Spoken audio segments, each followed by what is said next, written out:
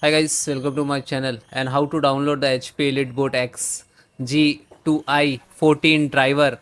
So first open any browsers to Google search box to type like that, and after that you have to type mandatory this driver. Okay, and then this is first link support.hp.com, this official website.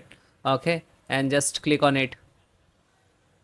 Okay, so this is your laptop again, you can see, and this is the model number. Okay, scroll down and select the operating system Windows 10, and then also select, and if you are using different versions it's okay, otherwise you can select only Windows 11, and after that click to submit.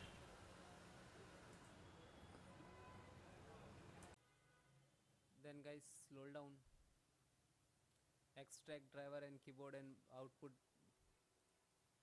scroll down, then you can see camera driver and click to download. Okay, and this is size, you can see 23.3 MB. Okay, click to download, and after that it will start downloading in the download box. One download in progress.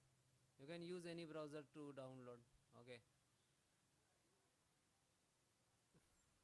then it is completed, and then click on it and open the camera driver and click to next. I accept, then next.